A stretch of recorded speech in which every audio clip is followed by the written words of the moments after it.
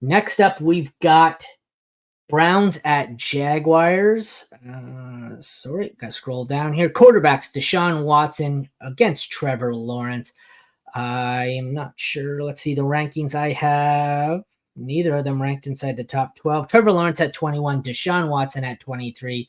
Deshaun Watson, I'm giving a bit of a pass to for week 1. That Cowboys defense is legit. He gets the 9th best matchup this week in the Jags. This is make it or break it here for me and Deshaun. If he doesn't produce in this matchup, then I am going to be officially out. Trevor Lawrence, who I cannot freaking currently find right now. Trevor Lawrence, 23rd best matchup. Like I said, I have him at 21. These are both low-end QB2s. If you're in Superflex, you're starting them. If you're in single QB, you're not. And at this point, you're probably a week away from dropping both of them. I know I dropped Trevor Lawrence in a couple of leagues this week. Deshaun Watson, like I said, I also have one more week with him. I have a little bit longer leash for Lawrence, but Watson, I think, if it's make or break here, if he doesn't hit this week, he is dead to me for fantasy, especially with all the controversy swirling this week. Running backs, we've got Jerome Ford, Pierre Strong, Nyheim Hines on the Browns. We have Travis Etienne, Tank Bigsby, who got a much larger role than I expected for the Jags. It is the 8th best matchup for the Browns. The Jags get the 17th best matchup.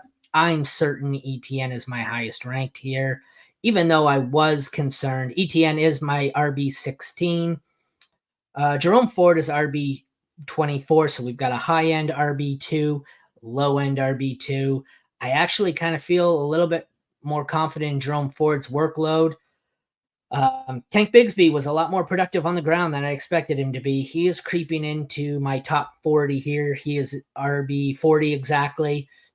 I'm still not at the point where I'm starting him, but Bigsby is someone I definitely want to hold on to for the future. This one really scares me. This could limit Etienne's upside. Obviously, Bigsby didn't cut into his pass catching role or pass catching work at all, but he was much more efficient on the ground, and that could be a problem if he just takes away all the groundwork there. Ground game, I guess. Wide receivers, Amari Cooper, Jerry Jeudy, can't say that name, and Eli Mitchell for the Browns. Guess we've also got Cedric Tillman and Jamari Thrash, but they're irrelevant. Jag side, we've got Christian Kirk, Brian Thomas Jr., Gabe Davis, Parker Washington. It is the 8th best matchup for the Jags, 7th best matchup for the Browns. So we have some usable players here. This is going to be a tough one who my highest ranked is. I was always the Amari Cooper guy, but I don't think it is here. It's Brian Thomas Jr. at 33. So that doesn't really surprise me there. No, it's not. I stand corrected. It's Amari Cooper at 23, Brian Thomas Jr. at 33, Kirk at 37. Then we've got a collection a little further down of, Jerry Jeudy, Gabe Davis, I think are both still in the streamable flex desperation play here. I think there's still some upside for Jeudy. I still think there's some upside for Gabe Davis, but Amari Cooper I have as a wide receiver too. And then I think Kirk, BTJ are in the 2-3 borderline here. And like I said, after that, it's some desperation plays.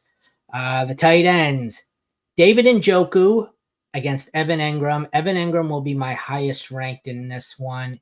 It is Engram's the 23rd best matchup. Njoku gets the 24th best matchup. So the matchups don't sway it. I have Engram at tight end 9.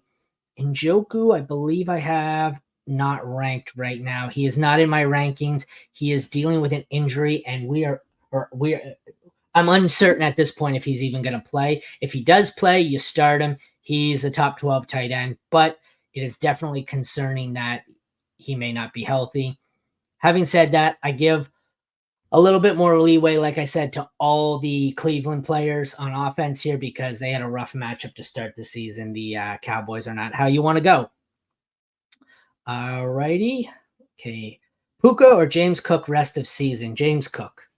I know Puka probably has more upside and will be better, but Puka's out at least 4 weeks. James Cook's not. I get when he comes back, Puka's probably going to have a lot of production, but I hate dealing with these injured players because your best case scenario here is he's gone the next 4 weeks. what happens if he's just not ready the next 4 weeks and that turns into 6 or 8 weeks and then Puka's trying to outproduce him in half a season. So just give me James Cook. I want the safe play unless you're really desperate there at wide receiver.